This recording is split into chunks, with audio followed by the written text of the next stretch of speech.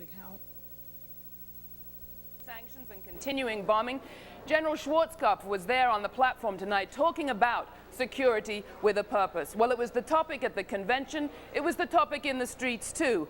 Whose security? What's the purpose? And what does a state dedicated to security really look like? 2 million people in jail? 1 out of every 5 children born into poverty? Well, those were the questions people were raising in the streets today.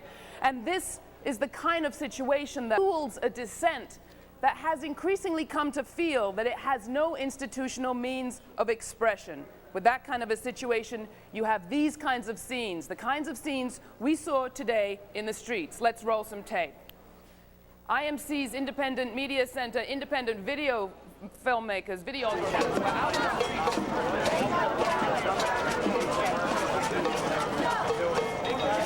about the military-industrial complex, its relation to the prison industry, and they took over the streets. When you have a sort of situation that we do today, when people feel they have no means of expression and no means of making change in the mainstream ways, you will find that no matter how much you spend on missiles, you guys in the Pentagon, no matter how much money you pay for the next newfangled non-working Pentagon toy, a handful of people with a serious plan can shut down a city. They did it today in Philadelphia. They did it with the police's help. As individuals, groups of activists passed through the streets of Philadelphia, without warning, they descended on certain crossroads and shut the place down. The police watched as protesters stopped the buses carrying the delegates to the FU Center. That's the First Union Center for you. The delegates spend most of the day in downtown Philadelphia. Around about 4 or 5 o'clock, they start trying to travel from inner city Philly to South Philly, where the Free First Union Center is hosting the Republican convention. Here is some of what they had to say. Jamal has taken on worldwide implications. We do not want police shot. No, we don't want anybody shot. We also not want reasonable doubt to be ignored either. So we're asking, especially mothers, and to join in and help us stop this police brutality. Stop this government from criminalizing. 2 million Americans behind bars. We either get back to the task of building our children the way we know how, or we're going to keep building jails in America, and it's time to stop building jails in America and get back to the task of building our children. He doesn't represent the black community. He doesn't represent the lower class black community, the blacks that are being beaten by cops, that are being killed by cops. So for him being a black man as a Republican, he's not representing the black community. He's representing the rich, the system of this country, the Republican system.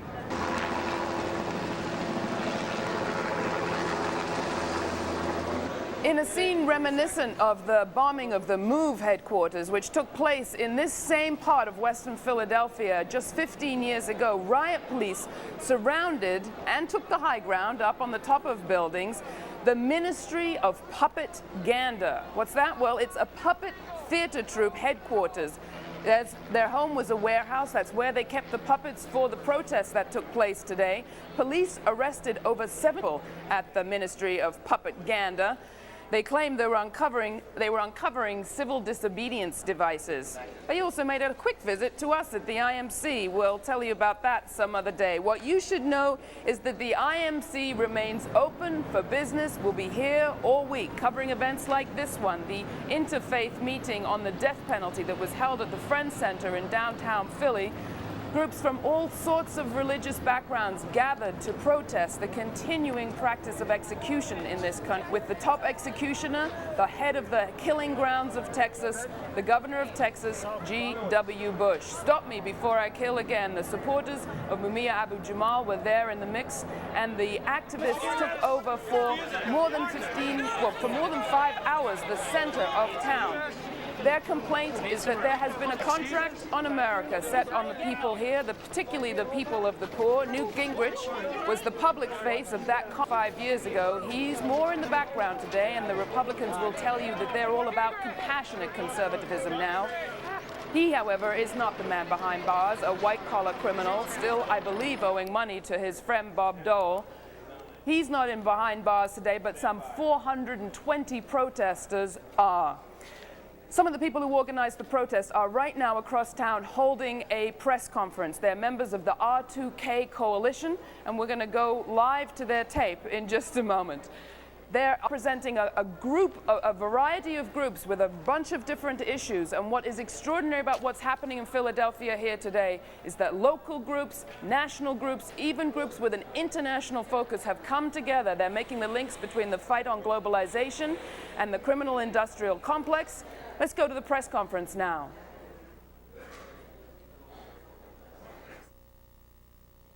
Hi, everybody.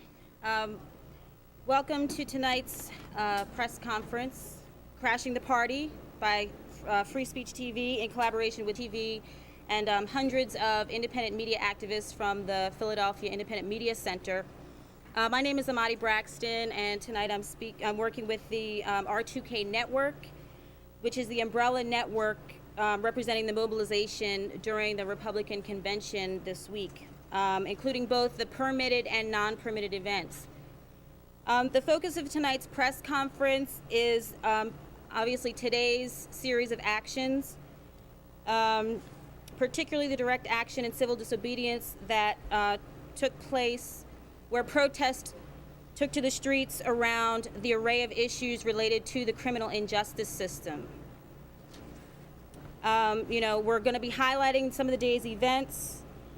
And, many people have heard we had street theater today. We had some impromptu soccer games in intersections. We had people locking down and blockading the streets.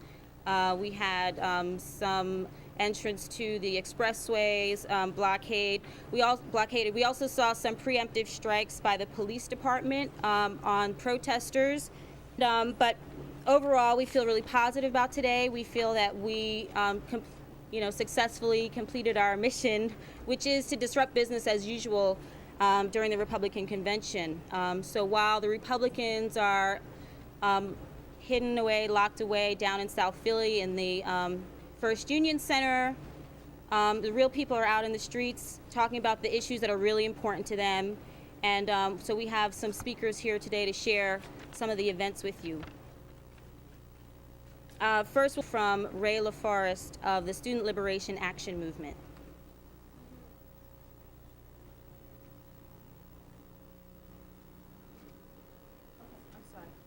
I'm sorry. First, we'll be hearing from Jenny Aguilar from the People of Color Direct Action Network. Okay. I just want to give you a brief indication of today represented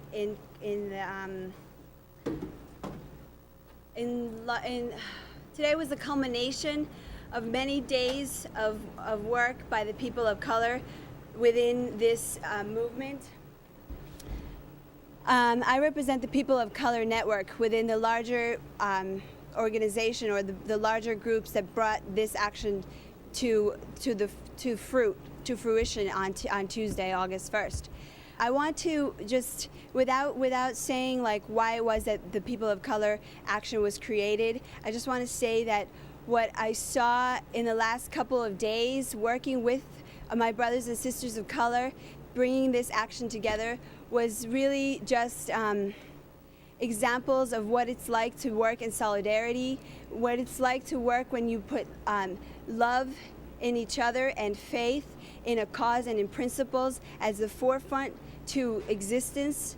I guess what I want to say to you all today is that I really think that as a society, as an American society, we are extremely afraid, more than anything in the whole world, of that kind of solidarity and that kind of unity, that kind of love and that kind of faith and principle. And it is for that reason that the kind of police repression and the militarization of our streets has to take place in order to combat that kind of solidarity that people of color can bring to. I want to bridge this to the case of Mumia Abu Jamal, which is one of our demands in this August 1st action. Mumia's case is very important, not just because, well, one, because it is in Philadelphia that the entire story of Mumia Abu Jamal takes place. And secondly, because it is actions like the actions that took place today, where people were raising their voices to demand that their communities and the conditions within their communities actually become part of the agenda of the Democratic and Republican parties, and not as an attack in the attack mode of our communities, but rather in trying to deal with some of the issues within our communities, to stop the brutalization of our people, to stop the militarization of our streets. I guess same reasons that Mumia is on death row today is the same reasons that so many of my brothers and sisters right now are in jail. That he dared to raise his voice because he disagreed with the types of things that were happening in his community. He represents all the issues, the other issues, the 5 agenda issues that we have posed as the key issues for August 1st, which have to do with police brutality, fighting the prison industrial complex, fighting militarization of our streets, fighting the criminal injustice system. Mumia Abu-Jamal was somebody that represented very adequately his community, and for that reason he was somebody that was targeted, somebody that was at the age of 15 years old put on an FBI list, the way I'm assuming a lot of activists today are probably going to be added onto the list like that, simply for attempting to express their opinions and that our communities be taken into account. The criminalization of our youth, which is another one of the reasons that we're out here fighting, it's exampled again in Mumia's case. Police brutality, the injustice system is seen in the fact that Mumia was not given a fair trial. He was not given adequate representation. And then finally, one of the demands that one of the last in place we placed as very important for August 1st was that of abolishing the death penalty. And the fact that Mumia Abu-Jamal has now 18 years been on death row again parallels why Mumia's case is so important to August 1st. And I really just want to reiterate that I am in complete solidarity with the people, my brothers and sisters who are in jail today because of the action that took place earlier today. And that I want you to understand that the kind of activity that went on today or was prevented to go on today was precisely because so much solidarity and so much love went into it, and people were very afraid of it.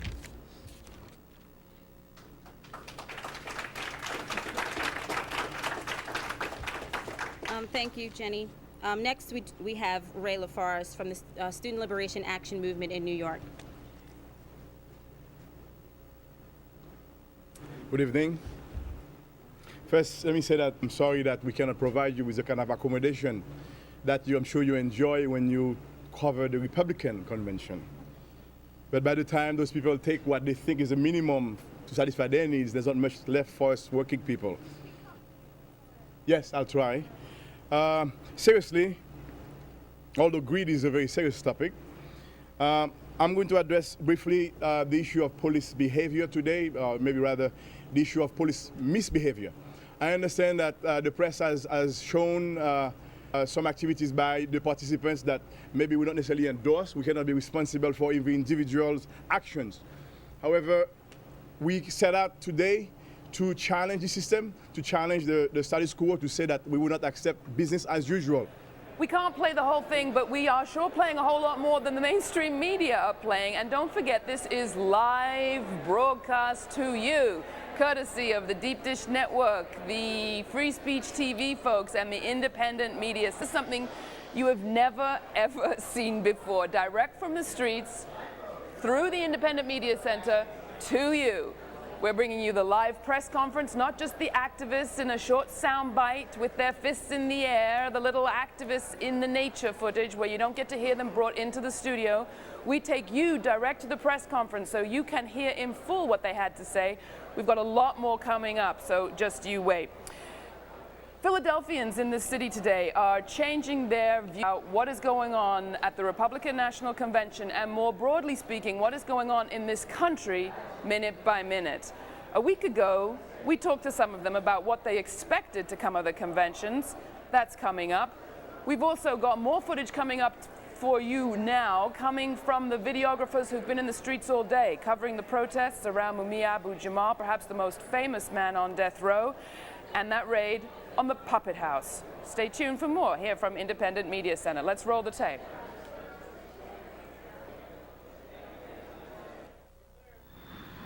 You know, in a couple of weeks, the Republican convention is going to be here. You've probably heard about it. And what do you think is going to be happening? You know what? I have not been following that at all, and I could care less about the Republican, whatever, convention. Anywhere from 30 to 60,000 people are going to converge on the city. That's about all I know, and they're all going to be Republicans. Republican convention? Never heard about it. Republican convention? I don't know. Do you know that it's going to happen here this summer? I do, but I'm a Democrat, so I'm paying no attention. The Republican convention? Oh, wow. Oh, yo, you know, I know about that. That's about the, about the Bush guy. Are you aware it's going on? Yeah, I'm interested in voting for George Bush. Oh, are you? Are you going to watch it on TV? Texas? Yeah, I want to watch it. Are you going to come down here? He's going against, what, Al Gore? Yeah. I like George Bush. What do you think is going to happen here during the convention? I think it's going to be a very nice time. I think Philadelphia going to profit a whole lot, and people going to really enjoy themselves and want to come back again. What do you think it's going to be like? It's hard to say, you know. I hope it was just worth it coming in, you know. I know it's going to be crowded. A lot of business, a lot of money. I think when it's happening, number two is to be able to really have a global audience to change people's perceptions about Pennsylvania. There's going to be major traffic problems here. You're not going to be able to get into a restaurant. But I mean, it's going to be like any convention, you know? We have like the American Dietetic Association, the American Library Association, everything. I mean, people come to Philadelphia. And we have a nice convention center, so why not? Whenever something like this hits town, you know, any of the major cities, it seems that they always spruce things up. Yeah, a lot of new places are being built, hotels, restaurants. Where are the delegates and everyone going to be saying? Probably at the Marriott Hotel or the Hyatt Hotel. Have you heard about the protests that are going to be planned here? What kind of protests?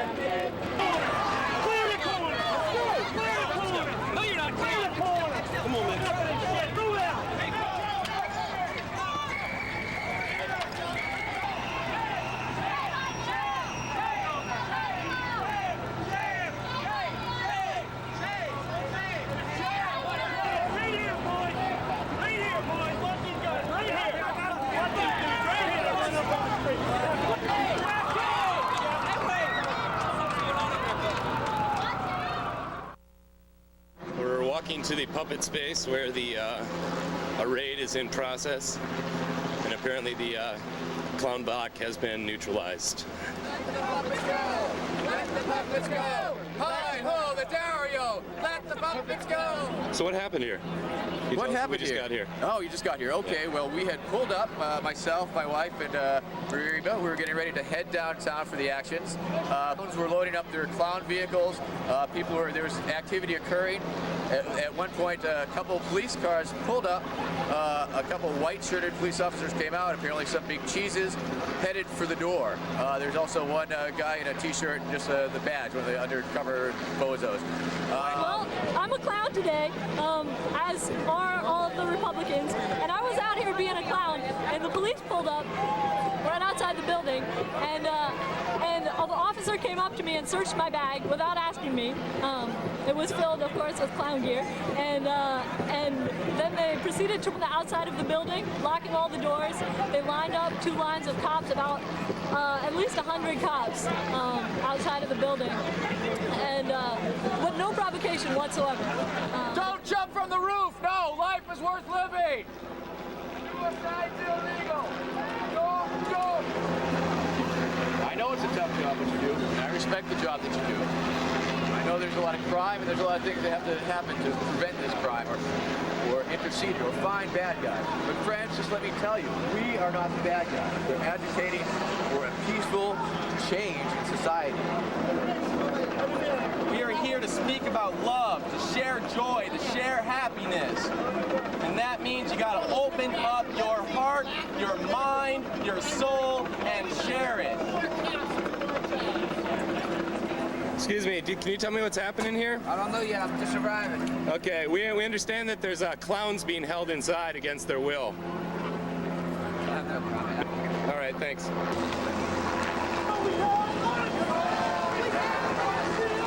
People! We are the people! The mighty, mighty people! Mighty, mighty people! Everywhere we go! Everywhere we go! People want to know! People want to know! Who we are! Who we are! So we tell them! So we tell them! We are the people! We are the people! Come on, people!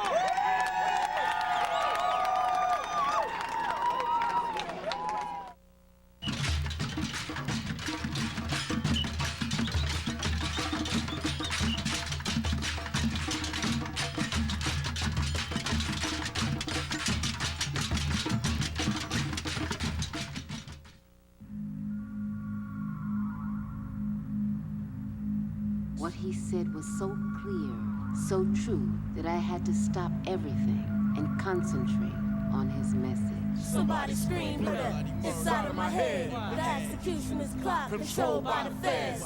Take illegal action, they want Mumia dead. This nation is savages, been trying to kill us for years. My name is Mumia Abu Jamal. I'm a journalist, a husband, a father, a grandfather, and an African American. I've been a resident on Pennsylvania's death row for more than 15 years. Mumia is about to be put to death and nobody's saying nothing. Everybody's sitting around. I mean, hey, that's America, man. That's America. He was carrying a gun for his own protection, but that gun was a .38 caliber, and the bullet from Officer Faulkner, if you accept the word of the medical examiner, was a .44 caliber. The Move family being brutalized, black people being beat by the police. I mean, this is stuff that I witnessed. Philadelphia is the only city in the United States sued by the Justice Department for brutality and corruption. Don't act right, you get ran up on. This country has not been acting right. They might get ran up on. People need to see him as a man and a person with a family, with a background. It's about Mumia, but it's not. I think he represents a much larger cause, and I don't emphasize the idea of it just being this one man. It's going to take African people to free Mumia. You know what I'm saying? The masses of people who it really affect. We the ones filling up the prison. I was able to receive those messages of solidarity, of support, of oneness, of unity. A powerful force. Somebody scream bloody murder inside of my head. We'll have to see that it took a degree of love to get these other for this project. So the project in itself exemplifies that word. Mumia Abu Jamal must be set free. How would y'all like it if we took it to the streets in a discreet fashion, still smashing? Underground, awesome lyrics, live from death row.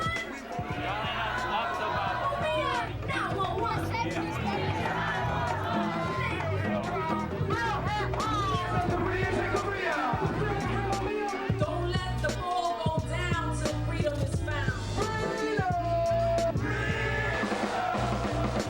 Me and he are one of the same, you know what I'm saying? It could happen to me just as quick as it could happen to him. There's a saying, if they come for me today, they will come for you at night. How we fight is the fight. We got a message to deliver here today.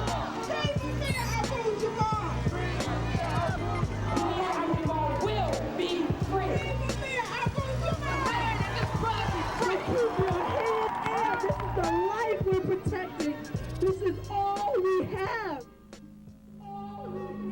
Regardless of the outcome of what happens, you will have redemption one day.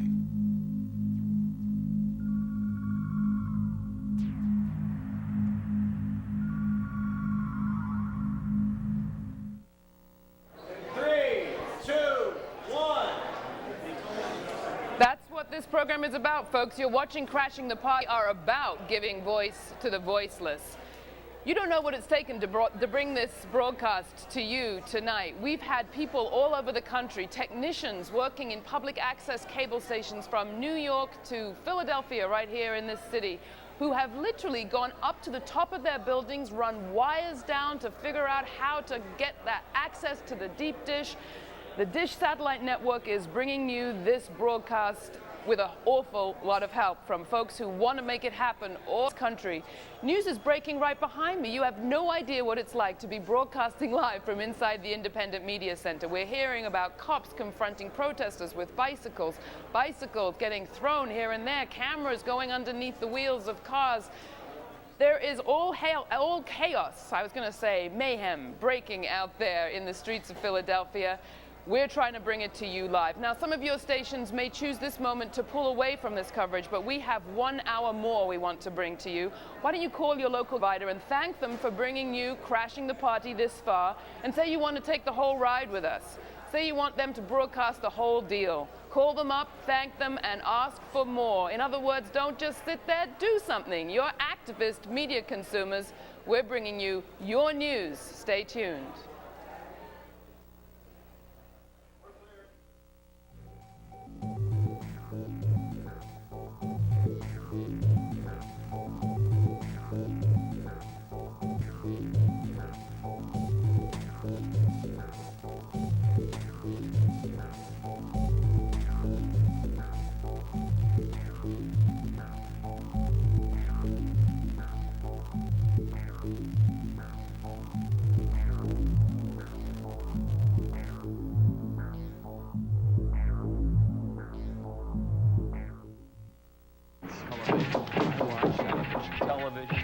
Television. Watch television set.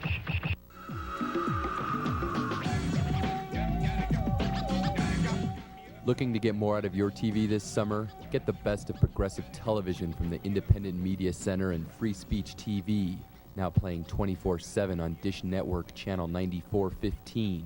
Visit freespeech.org for information on how to bring the best of the activist airwaves into your home. I think that the revolution is Being televised. yes, it is.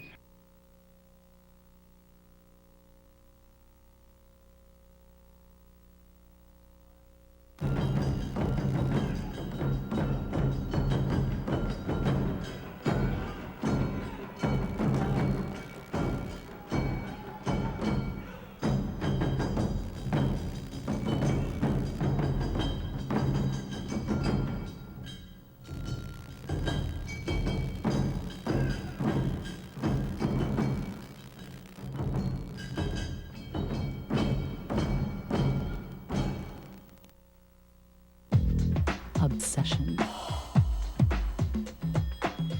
fascination, fetish, fragmentation.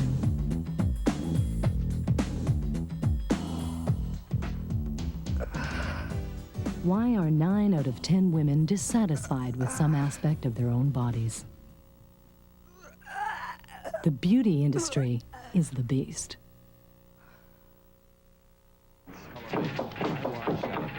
Watch television. Watch television set.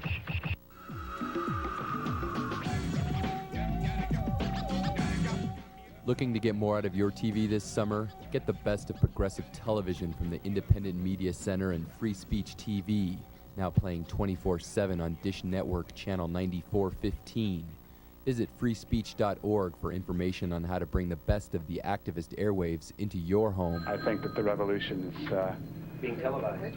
yes, it is. Attention.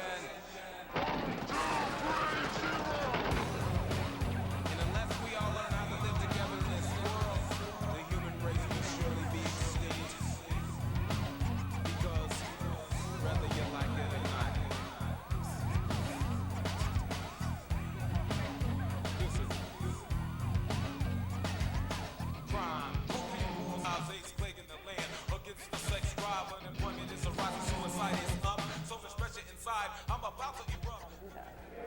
And, all right?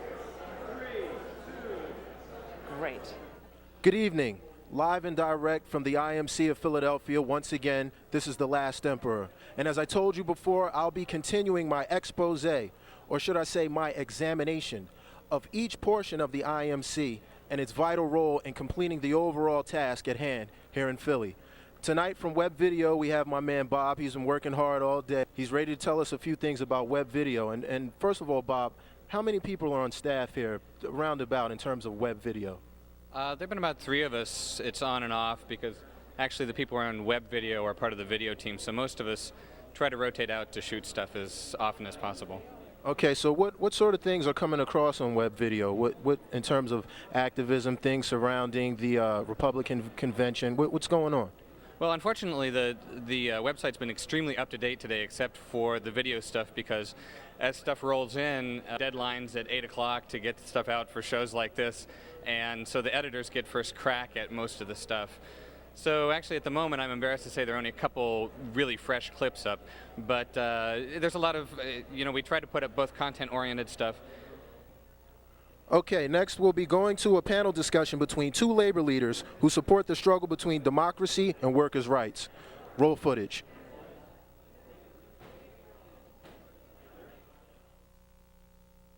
I want to welcome you to our panel, and today we will be discussing some very important issues.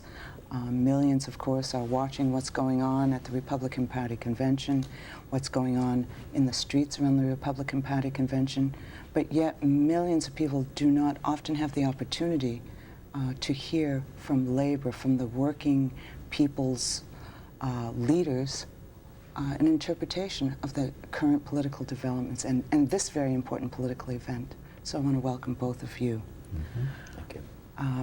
Today we'll be talking with Wendell Young, an International Vice President of the United Food and Commercial Workers Union, and of course he's also a local union president, Local 1776.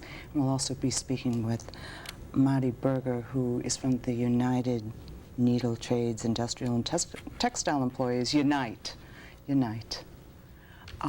So the Republicans have been meeting for have been in town for a couple of days now, and last night they had their opening session. What do you think the Republicans are out to do?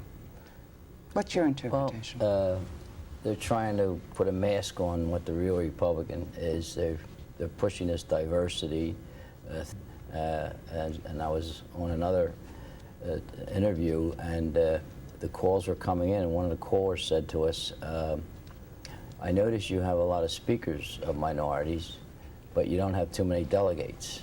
And I think he said it all. It's election time. It's like somebody going into a store that we represent and going up to the clothing department, and all the clothes that he shows you are very good clothes, and they put the best picture on. They're wooing your votes. They're wooing your sales. They're wooing them, trying to woo America. And I just hope that the people see through it. It's a show, and there's nothing really. The conventions to me have changed totally in the last 10 years, 15 years, and I know the Democrats will probably do the same thing, but you'll see in the Democratic convention real diversity. There will be diversity, and there's been debates on committee, whereas Mr. Bush proved what the Republican Party is all about on trying to reform the primary system, and the committee people wanted it, the people in the committee wanted it, and he said no, and it was taken off the shelf. So that's the Republicans are going through a charade. Yeah, they want the presidency so bad that the right wings, who are still in control of this party, and that's evident by the platform that came out. The platform has not changed. It's still the right-wing reactionary. They've been sort of quiet this time because they want this president so bad. Just think in terms of the fact that he spent $50 million, money, that is, for the primary, and he has $90 million in the bank. I mean, where does it all come from? This is coming from Wall Street, who's just drooling over getting their hands on Social Security. It's coming from the HMOs, who want the Medicare system turned over to them.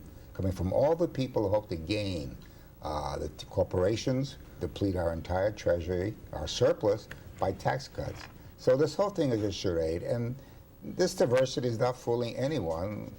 They're running a woman, an Afro-American woman on Long Island, and if she's elected, will be the first Afro-American Republican woman ever in the history to serve in Congress. And the Democratic Party has had Afro-Americans and Latinos and women for years and years and years. Why switch parties or go along with the party that's never done it before? Now they want your vote, they're going to do it now. I would stick to the party that has always done it. And our rules and our delegate selection process in the Democratic Party, as complex as it is, requires that 50% of the delegates be women, Afro-American, Latin American, and so forth. You know, I think it's very interesting that at this time and in this place, the Republican Party convention is push the button of diversity, because I think they may have a sense that the labor and people's movements are very strong in this country. I mean, is there a new coalition that's developing, do you think? Well, it's amazing. I was watching this morning some of the dialogue, and what amazes me is that they're pushing this diversity, yet they're the ones who have stripped the agenda from America. They've helped build a surplus. Of course, President Clinton has worked with them on that. We need a new type of agenda, and I don't know if we're going to get it even out of the Democratic Party. I'm a delegate. I'm basically a Democrat. We deal with a lot of Republicans on an individual basis. We deal with the Democrats. The problem is this whole issue of how you get elected and who you owe your loyalties to, who these campaign contributions, and the labor movement is only a drop in a bucket compared to the other interests. And some of these other interests, many of them, are paying to both parties. They're contributing to both parties so that they have their say in both parties. And it's neutered legislation that should be like the health care. Universal health care is absolutely, everybody knows that we have to do something there in the healthcare industry. And it's all a charade done by the Republicans. They put these ads on the television, but the insurance companies put them on. How you're not going to be able to choose your own doctor. You can't even choose your own doctor today, let alone if there's universal health care, you better shot at choosing. So both parties are guilty of not carrying the agenda forward. The Democrats have moved more to the center, somewhat to the right. The Republicans are on the right. They're either on the right or the far right. And anybody in the party that's up and speaks that we should have labor law reform is going to get blown out of the party. You hear the dialogue today about Jimmy Hoffa there, and this is an open party for labor. There's nothing that they're going to do for the labor unions that is going to be attractive to anybody I know. But they get on the television. A lot of people believe when they turn on the television, whatever's said there is truth, and it isn't. Well, you know, I think it's very interesting that just a few weeks ago, when there was legislation that was passed in the House of Representatives around the right of doctors to organize those who are employed by HMOs, that Trent Lott said, look, we don't need more lawsuits in our country, and we don't need more unions. Right. Yep. Well, the whole, you know, the verbiage and the reality are two different worlds. There's been poll after poll showing that 80% of the American labor force would join a union if it wasn't for the fear of some reprisals. And that's where it comes in. They hire these multi-million-dollar corporations. It's a growth industry. To keep us out. And when you're dealing with what the jurisdiction like he and I, or Marty and I, my jurisdiction is a lot of young teenagers. And they think to themselves they want to go through all that harassment if they're going to have it. And in Canada, if you sign a card, or in the United States, if you buy a television, and you have like 48 hours to disavow that signature, or you're stuck with the television. But when we can sign, anything that we sign, we write a letter, anything we sign, we're responsible for. You sign that union card, doesn't mean anything. All it does is give you the ability to be a number to be counted to get 30% to have an election in that shop, that location. So these are the things that are absolutely grossly unfair. That's why the presidency is important. Yes. Who appoints the labor board people? Exactly. For example, Clinton issued an executive order and said that these violators of the labor law get away with murder. The Darlington Mills case went 21 years of litigation. And it was never by law, it was settled by the parties after 21 years. He signed an order saying that all these violators of the labor law had to be punished. So we're not going to give them any more government contracts. Congress refused to fund that operation.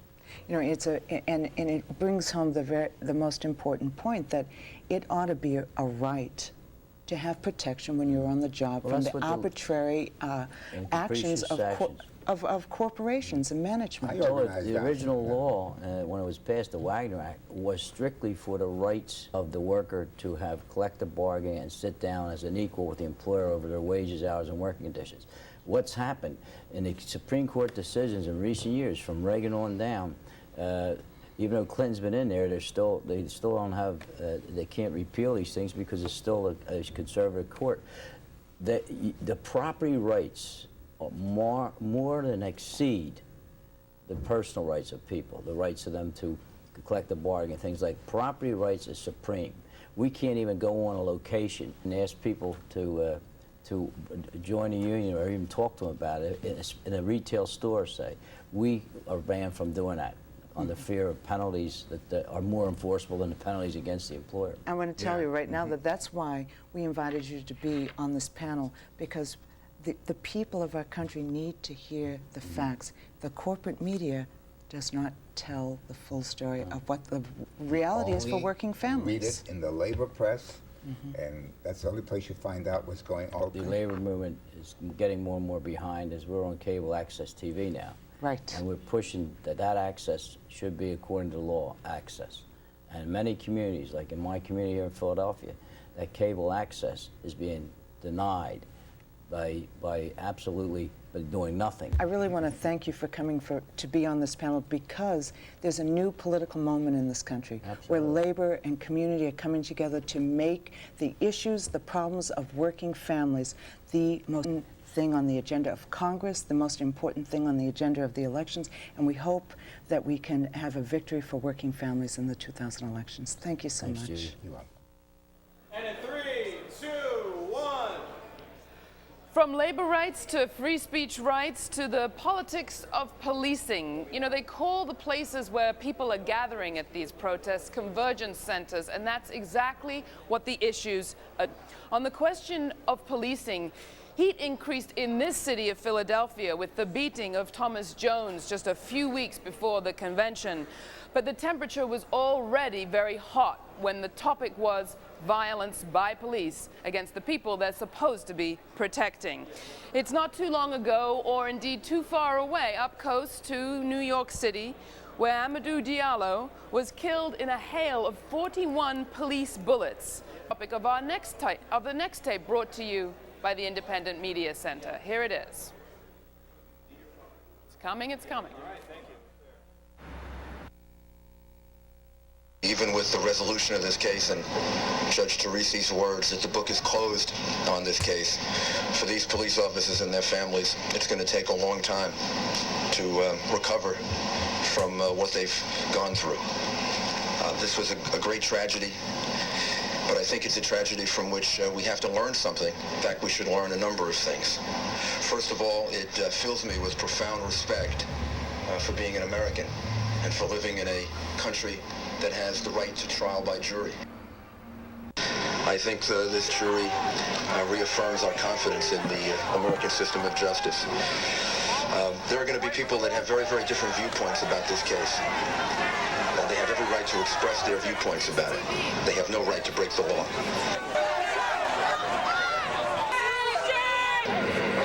From the day that I became mayor until the day that I stop being mayor, and probably until the day I die, I will always give police officers the benefit of the doubt. You've been listening to Mayor Rudy Giuliani speaking in reaction to the verdict. Well, you know what happens now, right? Every cop, black, white, Hispanic, every cop knows that they can get away with murder now.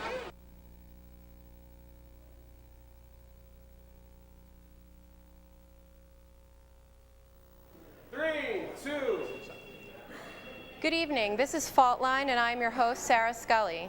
We are broadcasting live from Philadelphia at the Republican National Convention protests where the fault lines are opening. Today, the friendly mask of the Philadelphia police came off. Despite the summary look of shorts-clad officers on mountain bikes yesterday, escorting marchers at the non-permitted Kensington Welfare Rights Union demonstration, today, at yet another day of non-permitted actions, police showed a different attitude towards protesters. Late this afternoon, protesters took the streets at a number of locations throughout the city to address their grievances on issues ranging from the prison industrial complex to money and politics. This was the First Amendment in action. Police were there to block these efforts. Let's take a look.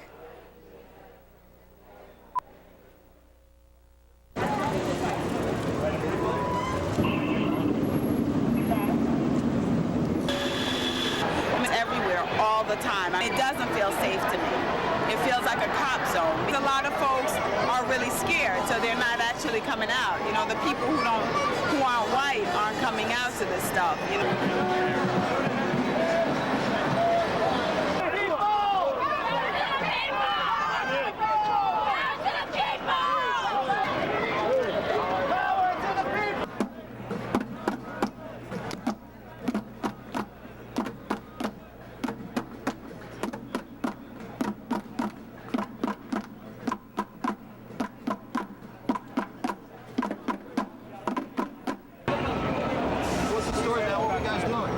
Walking. They told me to move, and I moved, and they said, "Oh, that's the wrong way," and they arrested me. I was already detained today, so they didn't give me another chance. Was this part of some sort of action or you guys were doing, or what? It was a protest against the bipartisan system, against the death penalty. Bush has murdered many people. It has to stop. It's to bring awareness about poor people in America. This system isn't working. We didn't do nothing. I am a registered voter.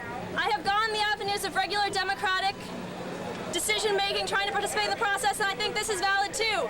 I was inside working on puppets, painting puppets, making signs and banners. There are no weapons inside of this warehouse. Is there PVC piping inside that warehouse? It's a warehouse. There are many items in there. I could not possibly give you a catalog of everything in there. There are items for making art, supplies, food, people's personal belongings. 1 second. I'm almost finished, okay? And I think it's interesting that we come here, and on the day that we were going to protest the police state, the police's control, the prison industrial complex, that is what we find outside our door, welcoming us with open arms to Holmesburg Prison. What's your name? This is the black screen. We are joined this evening by two guests, Larry Krasner, practicing attorney at the Philadelphia Lawyers Guild, and Jessica Rockstein, a videographer at the IMC. Good evening. Howdy. Thank you for being with us tonight. Larry, at last count, the arrests were counted at 420, and clearly the police's behavior this afternoon was very aggressive and assertive towards arresting protesters. Can you comment on where this behavior is coming from? Well, it's really about control. It's about control. It's about portraying the city as some sort of a Disney, where, you know, liberties and ideas are absolutely secondary, but running around with a three-cornered hat is just fine. I mean, it's part of what Philly has been for a very long time. Jessica, you were on the scene as an eyewitness observer. Can you tell us what you saw out there and how it felt to be out there? I think the police action varied a lot today. In the larger, more stable things where there was a lot of media and a lot of mainstream media, the police tended to be very by the book and kind of handling things peacefully. In the smaller groups, we saw medics being pulled away from people who needed assistance, people being removed from scenes after people locked them down, and police just using a lot of physical aggression when they thought that they weren't being really caught on videotape. This seems in direct contrast to police behavior yesterday when at the Kensington Welfare Rights Union march, police nearly courted press members as every 4 blocks, Police Commissioner Timoney would stop to speak with press members who surrounded him and tell them how he felt about the march. Yet today we see press were taken out of the scene. Jessica, can you comment on this? I think that with the Kensington Welfare March, because it was kind of a mainstream thing, that the police had some kind of cooperation going with them. But with the things that were going on today, they had no idea what was happening, they didn't know where it was going, and they felt that they just needed to come out in full force and really try and shut it down, which they still haven't done. Larry, why would the police be behaving this way towards the press? Well, you know, the press was there and everybody got to see him getting beat up pretty good. And that's really what happens all the time. If the press ain't there, it never happened, as far as a lot of police are concerned. So, do you have any closing thoughts about the actions you saw today, Jessica? Good evening, and welcome to the IMC Soapbox, where we give anyone the opportunity to express themselves about any social or political topic. But the key is, we give them the chance in any manner upon which they choose. Spoken art, spoken poetry, you can dance, you can do whatever. And tonight on the Soapbox, we have... Hi, I'm Jessica Roussel. I'm from New York, and I work with Students for a Free Tibet, and I'm here protesting against the Republican National Convention, thinking about how permanent normal trade relations status was given to China recently by a mainly Republican Congress. And what that means for Tibet is that Tibet is now wide open for corporations from outside corporations to go in and rape it for development all across its country. Where now in China there is more gross human rights violations than there have been in the past 50 years since Tibet was occupied. Okay, now everybody, get yourselves ready, get out the hallucinogens, break out the bongs, and prepare yourselves for a psychedelic experience with my man, Jello Biafra. Good evening. Those riverbanks will fill. Watch almost any TV newscaster with the sound off. Try not to laugh. Look at their eyes. Look at them twitch. See them struggle not to move their head more than 1/4 of an inch in any direction. Watch how they work to keep a straight face as they soothingly regurgitate whatever words are plopped in front of them on the teleprompter. Whatever they may mean. Watch them nod forward every once in a while to convince you that what they are saying is important. Notice the exact same moves by the person in the following toothpaste commercial or at the Republican convention. Will you ever believe a word? Will you ever take these people seriously again? Will you ever believe a word they say again? Depends on the drug, I guess.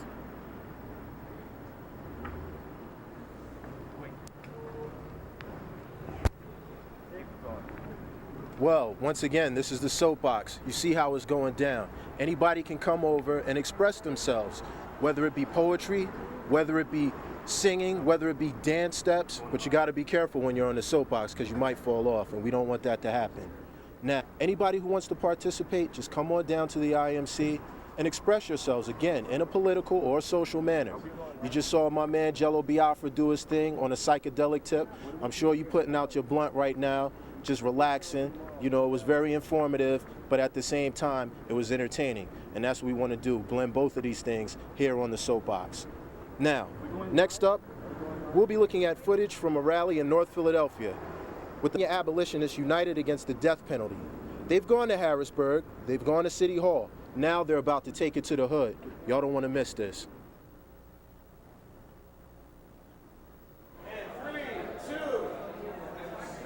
Hi, are we back? We're back. That was Jamal. I'm Laura Flanders from Radio for Change. And I don't know whether you've quite gotten it yet, but this is history in the making. You know how they always say that the freedom of the press belongs to those who own one? Well, this one is yours. And it's not just press. We're talking radio, the web. You can get more information about this whole operation on the indiemedia.org website. And it's really an amazing thing. CBS, when they did 1 2-hour program live, went wild telling you all about it. Well, this is live for 90 minutes every night of the Republican National Convention, live to you from the city of Philadelphia, while they're bringing you Stormin' Norman, General Schwarzkopf speaking to you from the platform, the front deck of the USS New Jersey battleship. We're bringing you people who are just coming off the streets right now from the wars that are still being waged out in the streets between protesters who are trying to talk about human needs in face of massive military spending, trying to talk about just what happened to that. Do you remember the peace dividend we were all going to get? Yeah, well, they're talking about human needs. What happened to meeting those needs? Why are we still giving more money to the Pentagon than the Pentagon itself even wants? The protests continue, as does our coverage. We're going to be with you, as I said, every night this week. This week, we hope to be bringing you the activists, some of the analysts, some of the leaders in the movement that's helped bring this together, and also some of the cultural workers who are reminding us that we don't live by politics alone. Stay tuned, play the whole of this show. We'll be back after the break. Attention.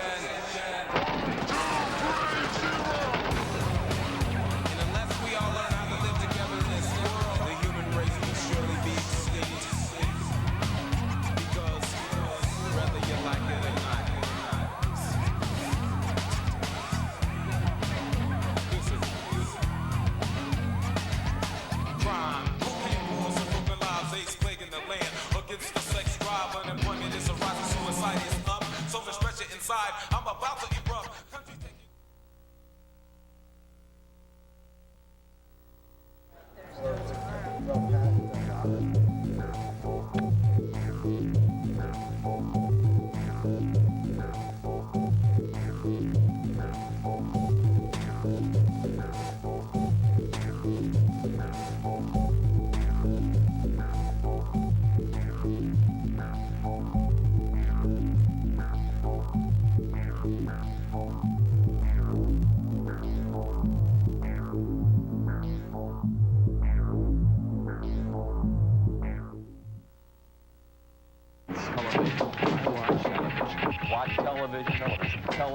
Watch television set.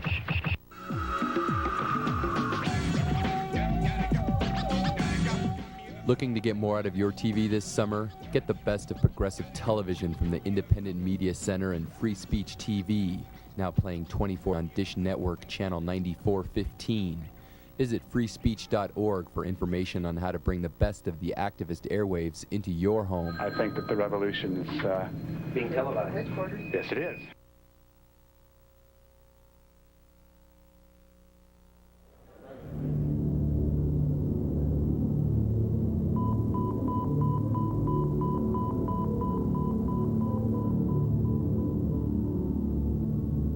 Here at the G8 Summit, are the world's biggest problems on the agenda?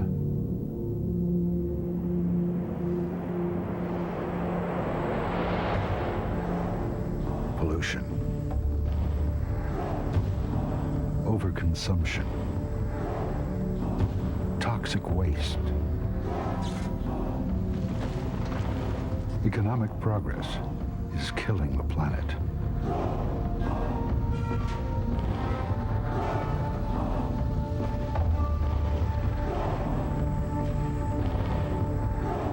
The global economy is a doomsday machine.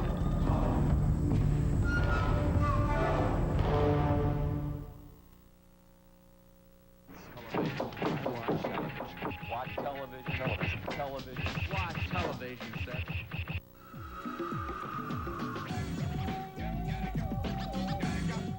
Looking to get more out of your TV this summer? Get the best of progressive television from the Independent Media Center and Beach TV, now playing 24/7 on Dish Network Channel 9415. Visit freespeech.org for information on how to bring the best of the activist airwaves into your home. I think that the revolution is being televised. Headquarters? Yes, it is.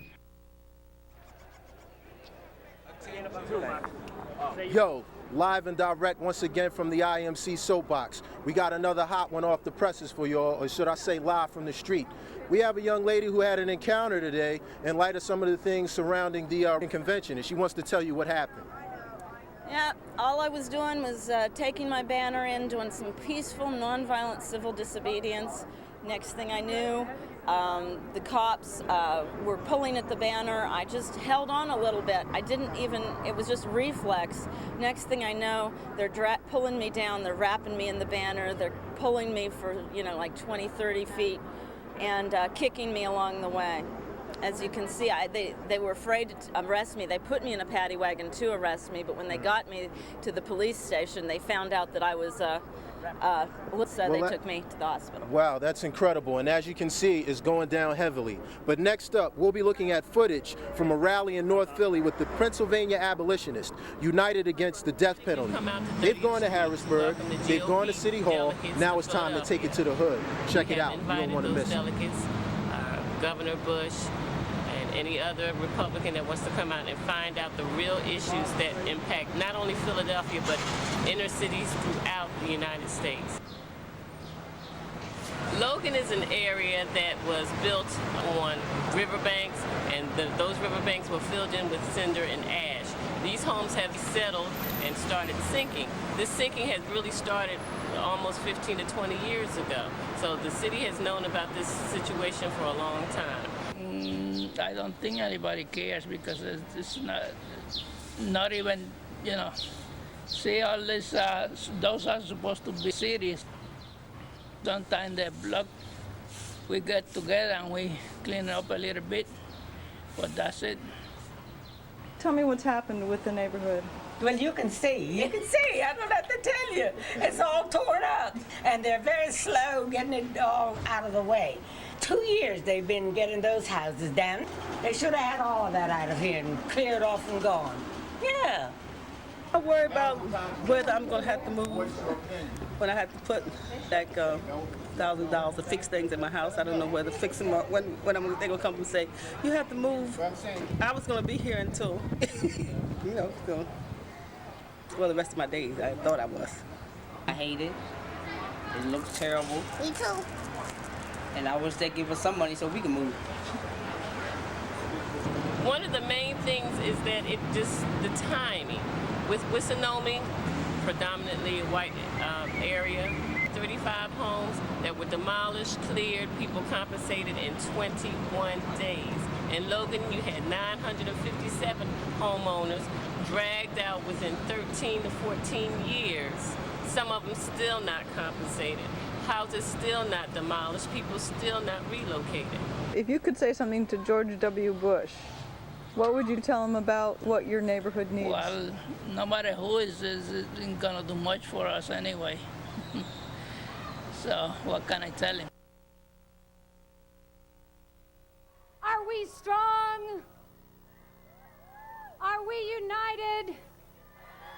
Are we gonna make sure the people of this country stay out of the bushes? Panamanians say close it down. Unitarians say close it down. Rastafarians say close it down. Vegetarians say close it down. And Catholics say close it down. And Jews and Muslims say close it down. And Protestants say close it down. And Hindus and Buddhists say close it down. And Christians say close it down. And Raging Grants say close it down. Politicians say close it down. We are gonna close it down. We're going to say that real democracy is here. That we are about to declare our political independence from the corporations who dominate both parties. Whoa, we're gonna let nobody turn us around, turn us around, turn us around. They're gonna let nobody turn us around. We're gonna keep on a-walking, keep on a-talking, gonna build a brand new world. Okay, I'm Patricia Ireland.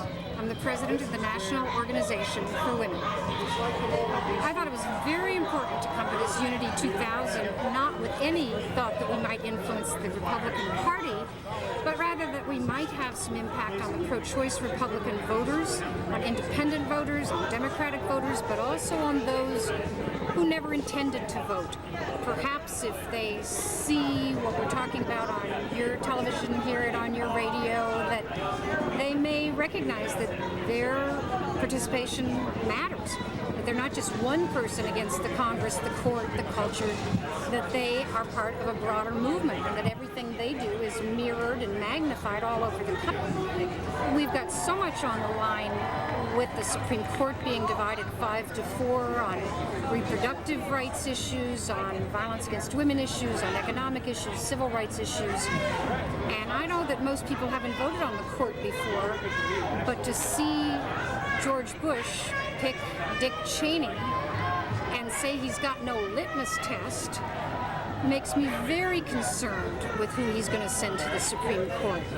Makes me very concerned that he identifies Scalia and Thomas as his most respected justice. And while we may have some differences with the Democrats, there's a world of difference between the two candidates for president this year. We're from Peace Action National in Washington, D.C. We're here to oppose the Star Wars National Missile Defense Program and tell people that it won't work, it won't protect us, and it definitely won't make us safer because it's going to start a new arms race. Inflatable missile that we've been bringing all around the country. We have them that go to candidate events to, it's kind of a media gimmick. It raises the profile of the issue and gets it in the media, as well as forcing the candidates to talk about it when they'd rather ignore it because they've really failed us on issues like this and they're not accountable to their constituents.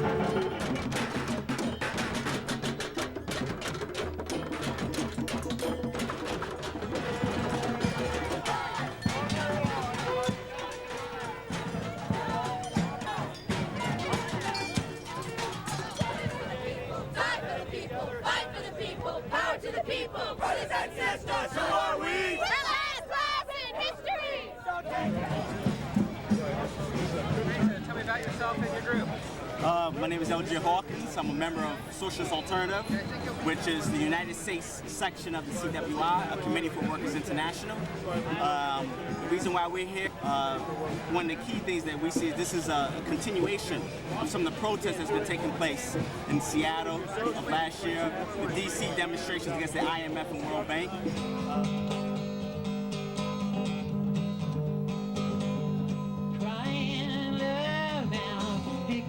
Everybody get tired of we all. We can't breathe. Look around us. It's already the 21st century. How do we ever get to the year 2000? We will not rest. We will unite with the people who are here today. The people from America, from the United States, around the world, who are saying that we are tired of corporate policies dictating the politics of this country. Art cannot be separated from the revolution, and that's what we're doing right here. We're combining dance, music, puppets to start and create the revolution right here today. In Philadelphia, we're taking down the city. We're going to be taking it down this whole week. We're not going to take stuff while we're live on satellite. 2, 1, we're live. We are live. I'm telling you, when they say live, they mean live. We are live here at the Independent Media Center. This is the place that we have dreamt about, where independent media makers and media critics could come together and provide you, the people, with an alternative view of what is going on in the streets of Philadelphia, which is really just one little microcosm of the kind of struggle that is happening in our country today. While an election campaign goes on being waged between two parties that a lot of people have a hard time distinguishing one from the other, there are in the streets saying that they want a voice. They want to be able to make a difference. They want their issues raised. They want to address the increasing needs for people and the increasing gap between rich and poor, even in this economy that we're told is booming, where millionaires and billionaires are making more than they ever did. 1/4 of all the delegates at the Republican National Convention have said that they are millionaires. Less than 10% of them have family incomes of $50,000 or less. We are under assault at the Independent Media Center as we talk to you tonight. There appear to be from Philadelphia Police Department that want to break down our doors. We're keeping them at bay, although I would kind of fancy them coming in while we're live on TV. But we're going to try going to tape, see what happens. If something happens here at the Independent Media Center, we will break into the tape and tell you what's happening live. Now, the tape is about labor rights. It's part of a regular feature that's called Policy Matters, because this is an election year. Some issues are up for grabs this November. We've got with us on the program tonight somebody we promised you last night, Steve Francisco, who is the representative of the United Steelworkers of America. Let's go to the tape about labor rights, and we'll come back if we need to. Every election is important, but this election is probably more important than many because of the prospect of Governor Bush of Texas being elected President of the United States. Many times candidates will say, I want to do for America what I've done for my home state. If that's what Governor Bush is proposing, then workers all over America have reason to be concerned. Texas is a right to work. The state ranks traditionally among the lowest states in terms of average hourly wages, in terms of high school graduation rates, in terms of number of workers who are receiving pensions, who are receiving health insurance, who are receiving all sorts of benefits that many workers would expect to receive in a modern, developed economy. One of the most important fights that workers have on their hands is the right to organize, and I suspect that Governor Bush and his friends in Texas have something in mind for America called right to work. We in the labor movement call it the right to work for less, because it's based upon a big lie, the idea that if you make it difficult for unions to organize, that workers will do better in America. All of the evidence is to the contrary, that in those states where you have strong free labor movements, you have workers who receive decent wages. You have workers who work with justice and dignity and who earn a decent living and who are able to receive health insurance benefits and pensions and all the rest that we expect in a modern economy. I suspect that Governor Bush might put us on a different path, a path where corporations come to dominate workers' lives and communities even more than they already do. So that would be a great concern that I would have with Governor Bush being elected president. And it's not just the presidential race that's important. What happens with the elections for the United States Senate and the United States House of Representatives and the governorships and state legislatures are also important. This year, because it's a new decade, also means that the legislatures that we'll be electing in November will be doing re-election. That means drawing the boundaries for congressional and state legislative decades, which may well lock in their political advantage for the next 10 years. So anything that workers hope to achieve in terms of legislative accomplishments are really going to be determined by the outcome of this election. Not to mention all of the appointments which a president can make, not the least of which would be to the National Labor Relations Board, to the Department of Labor, and of course to the U.S. Supreme Court. These are important appointments and live with the legacy of those appointments for many years after they're made. So we hope that all workers will take a serious look at this election. Don't be swayed by the slogans. Look at the issues and look at what's at stake in November and then participate in this election. Because the other side is hoping that workers don't come out. They're hoping that they'll be disenchanted and that they'll stay home. And when workers stay home, we know one thing: the other side will certainly be there at the polls on day. So we need to be there too. It's a hot evening in Philadelphia tonight, and there are a lot of tensions riding very high. The question of police is a big question. They're not coming in the door right now, but we do have tape from the hip-hop community about police crimes and gun control. Let's roll that tape.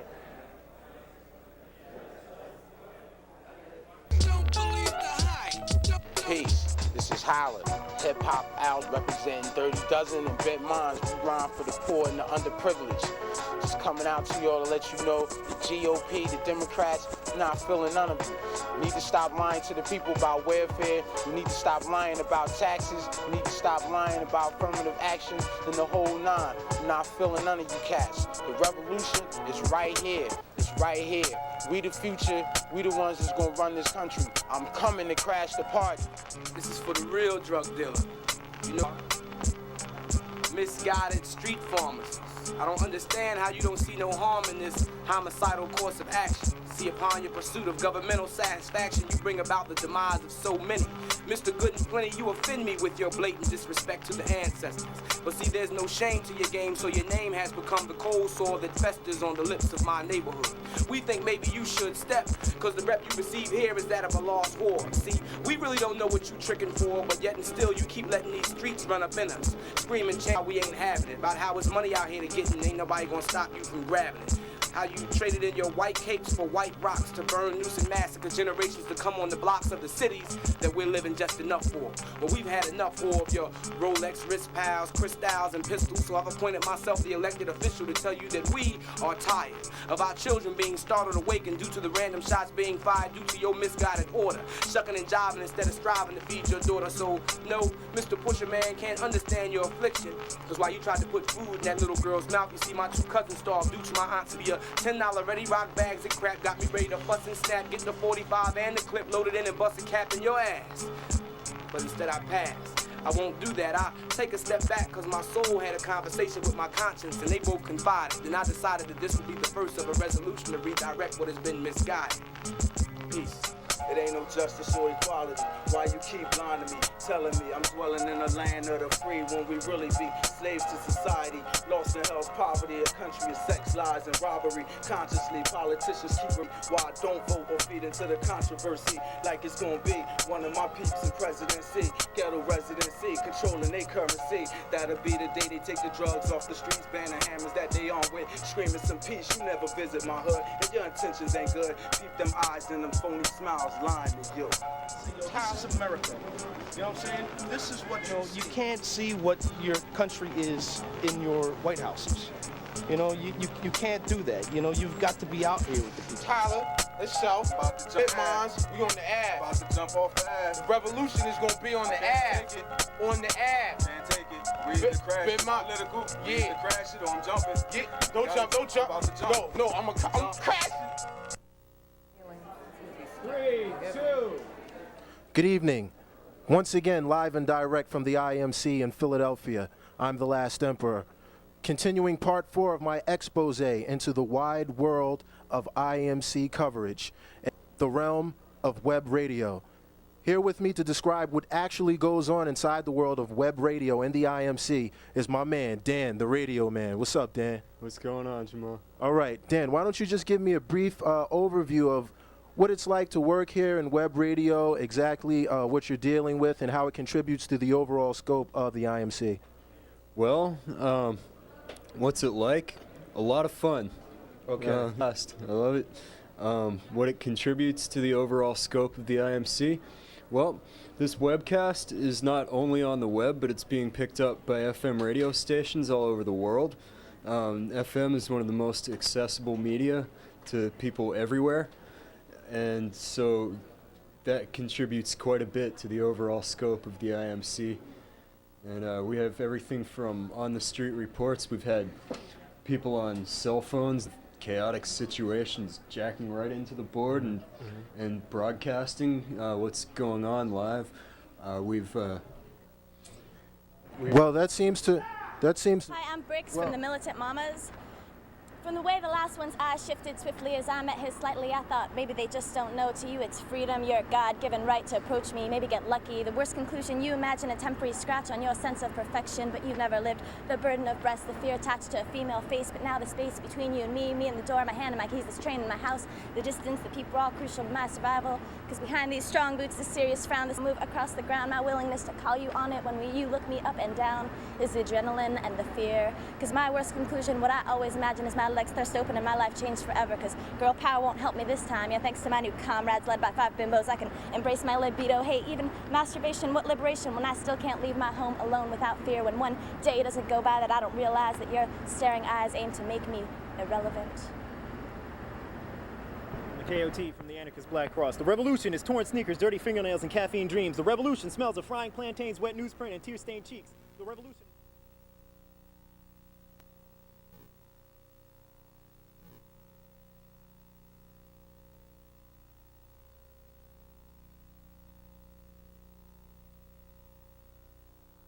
Glamorized, commercialized, commodified, merchandise, evangelized, pasteurized, homogenized, undersized or overstated, criticized or overrated. John Madden will not be doing the play-by-play. Won't be no stories tomorrow on Today. Scottie Pippen and Karl Malone can wear the colors of Team USA, but we'll just burn them flags another day. Corporate media ain't gonna mention it, but local bands be throwing hella benefits. The revolution will not be a new flick by Oliver Stone or Spike Lee, commonly reviewed by Ebert sipping tea, interrupted by New Jack haiku poetry to sell the latest fashion accessory by Tommy Hill, Reebok, and of course, revolution will be coming to a town near you and me. The revolution is destroying all that you have known, revealing the lies behind what we've been shown, and burning down the rich along with all they claim to own. The revolution is, and the revolution is beautiful.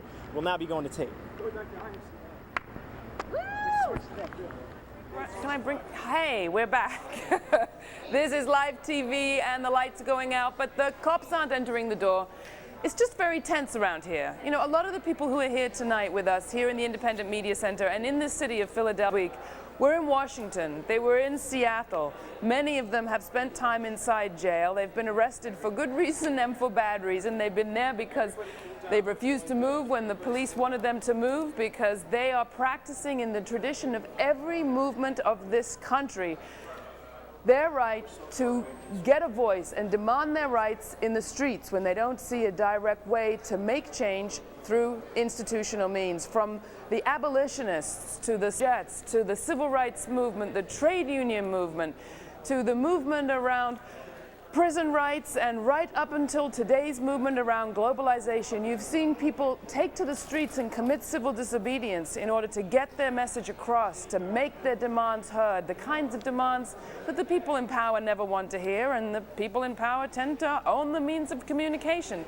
So people anyway here are often stressed, and this is a live broadcast. 6 policemen coming up the stairs just a minute ago. They went somewhere else, they didn't come in the door, but people want to make sure that we can keep this broadcast coming to you. So the alarms go loud, they go fast, and sometimes they amount to nothing at all. I'm Laura Flanders from Radio for Change, and this program is being brought to you by Free Speech TV's Dish Network, channel 9415.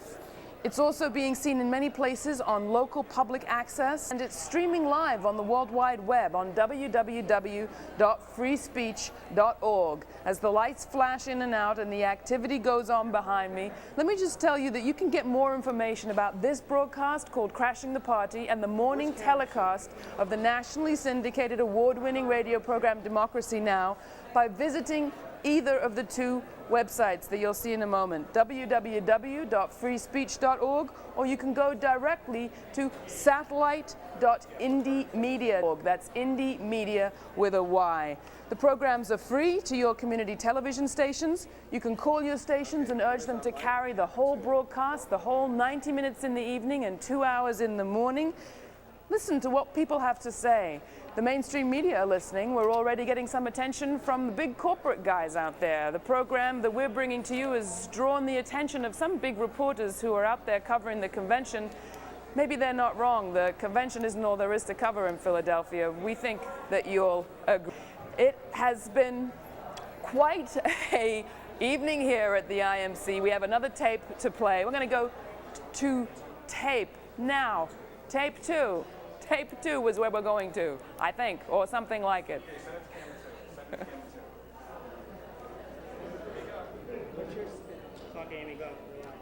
Well, it's really great to be in the Independent Media Center and to continue the kind of media and democracy movement that is growing around the country. It has been quite incredible as people close down parts of Philadelphia and stop delegates from going to the convention. Last night was a kind of holy trinity at the Republican National Convention. You had former President George Bush, you had Colin Powell, General and Chief of Staff, and you had the former Secretary of Defense, Dick Cheney.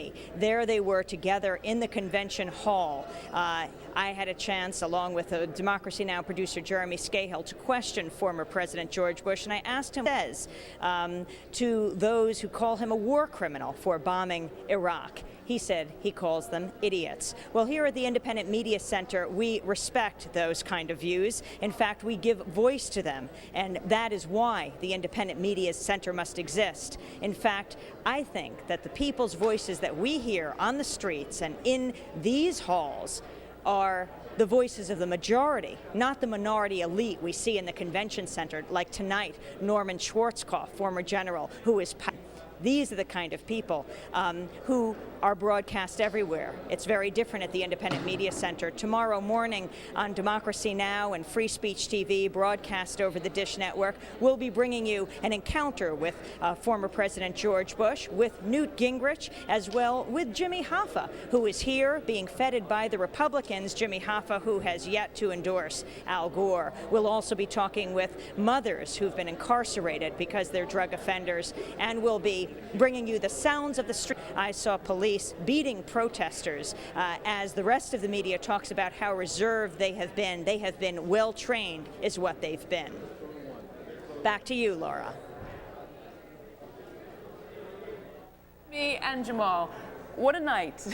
What an I feel like now let's have some inter-anchor chatter. You know how on the corporate press they spend really most of the time of the broadcast doing inter-anchor chatter. Right. So that's what we thought we would do a little bit of here tonight. Exactly. It was amazing, right? I mean, you saw first calm city, calm streets, and then suddenly the appearance of all the affinity groups shutting down different street corners. What were you watching? I was watching everything from 41st and Haverford, from basically infringing on people's rights, their basic right to speak out about what they feel are basic injustices. And, even though there was no overt, visible police brutality, I just saw about 15 minutes ago who sustained incredible blows to her face and her body at the hands of the Philadelphia police. And it is something that really, I think every citizen here, indigenous citizen of Philadelphia, should become alarmed about and speak out against. If you're not going to actively do something, at least vocalize yourself and vocalize your opinions. I mean, we saw Police Commissioner Timoney this afternoon talking about courage, and he talked about the protesters as cowards. And there he was behind a line of riot police. Did you see that picture? Exactly. I mean, people are showing a lot of courage out here tonight, trying to bring a city to a standstill, showing what happens when a small group of dedicated folks want to make a change. Jamal, I know that we're going to be back tomorrow. Yes, Laura, excellent work. Excellent work tonight. It's going to be great. You're watching Crashing the Party. Do it with us again tomorrow, Democracy Now! In the morning. And it's after this evening, tomorrow evening, Crashing the Party from the